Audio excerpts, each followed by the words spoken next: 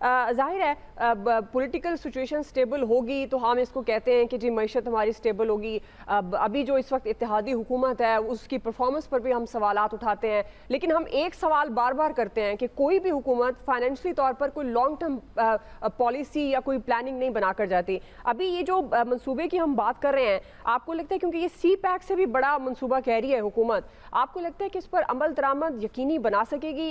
इस अफरा तफरी जो सियासी तौर पर अफरा तफरी का माहौल है, इसमें हुकूमत और ये जो मौजूदा मुआशी मसाइल हैं वो हल हो सकेंगे? बिस्मिल्लाहिर्रहमानिर्रहीम नहमदुहु व नुसल्ली व नुसल्लिमु अला रसूलिहिल करीम। देखें, गुजारिश ये है कि सबसे पहले तो आप ये बात ध्यान में रखें कि ये जो इन्वेस्टमेंट फैसिलिटेशन काउंसिल बनी है, हेलो जी जी जी हाफिज साहब आपको सुन पा रहे हैं। ये जो इन्वेस्टमेंट फैसिलिटेशन काउंसिल बनी है, ये पाकिस्तान की रियासत ने बनाई है, हुकूमत ने नहीं बनाई।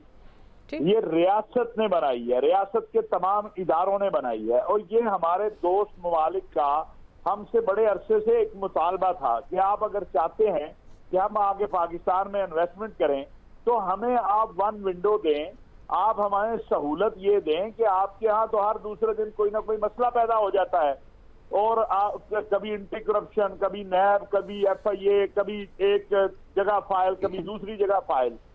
तो ये बहुत सोच समझ के, ये आप समझें, ये उसी तरह की एक चीज की गई है जिस तरह स्टार्टअप से निकलने के लिए की गई थी।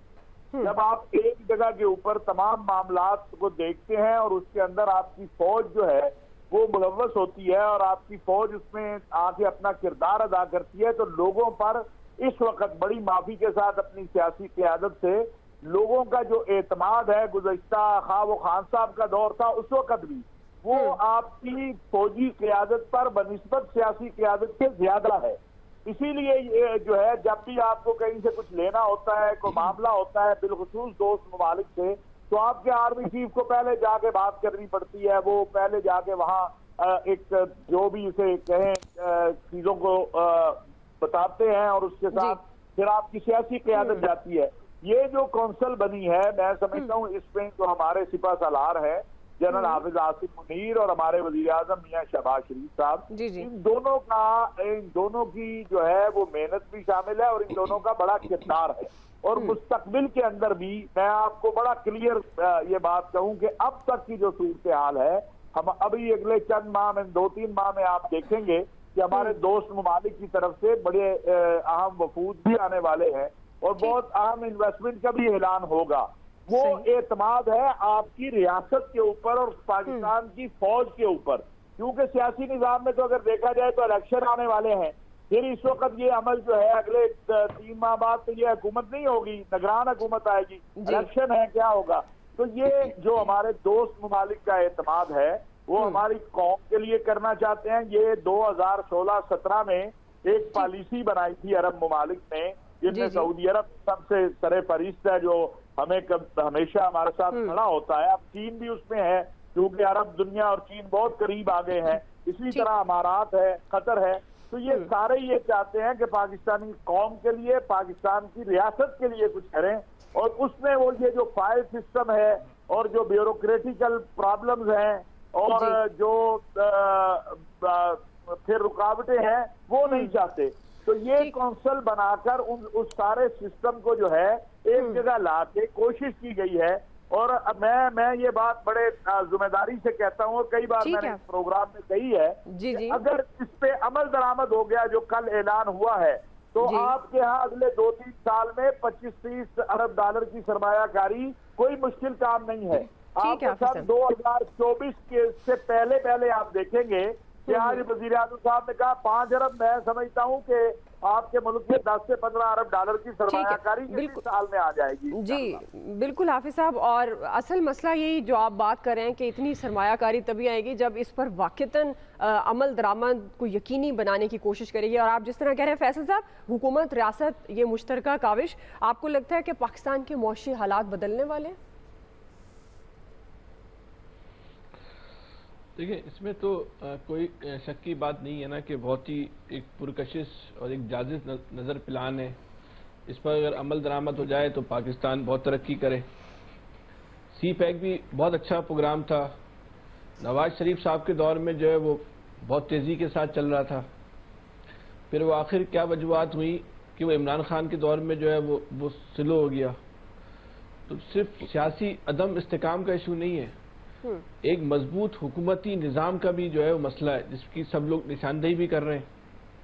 अच्छा, रियासत की ज़मानत की बात है या इस्टेब्लिशमेंट की, और उसको और आसान लफ्ज़ों में बोलते हैं फ़ौज की, तो फ़ौज ने जितनी ज़मानत इमरान खान साहब को दी, इमरान खान साहब के फ़ैसलों को दी, और इमरान खान के फ़ैसलों को जिस तरह ओन किया, इतना तो फ़ौज ने कभी भी किसी के साथ जाके इस हद तक आगे नहीं गई होगी जितना इमरान खान को हुकूमत को बचाने के लिए या कामयाब बनाने के लिए और मंसूबों को नतीजा खेज बनाने के लिए फ़ौज ने किरदार अदा किया। लेकिन नतीजा नहीं निकला। जब हम ये बात करते हैं, सी पैक को क्या फ़ौज की ज़मानत हासिल नहीं थी? क्या जो सऊदी मंसूबे थे उसको फ़ौज की ज़मानत हासिल नहीं थी? अभी आमिर साहब कह रहे हैं ना, सूबों की अदम दिलचस्पी या गैर संजीदगी या जो भी उसको आप नाम दे दें, उसकी वजह से वो मंसूबे सऊदी अरब के मुकम्मल नहीं हो सके।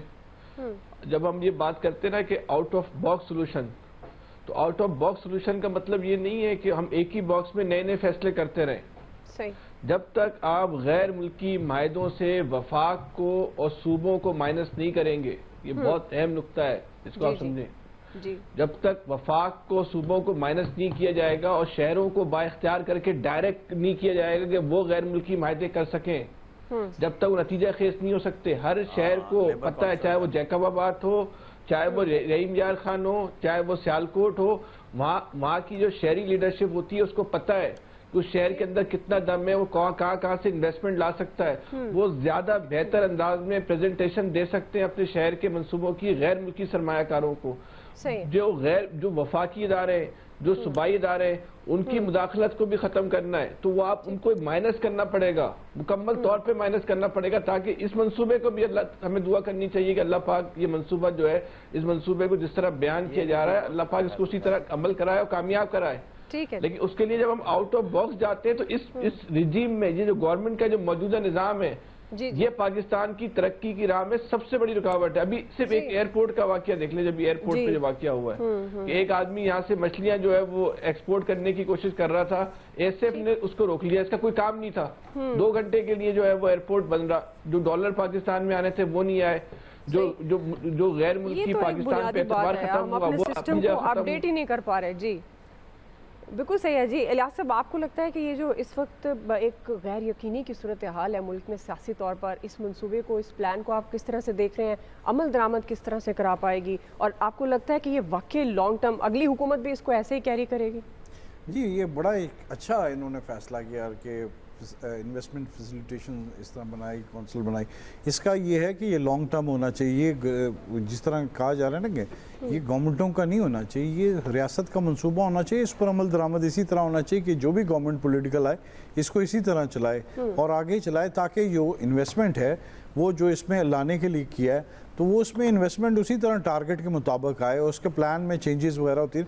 लेकिन ये ज़रूरी है कि पॉलिटिकल सिचुएशन जो है, इकॉनमी की सिचुएशन है, वो बेहतर करने की ज़रूरत है इस वक्त।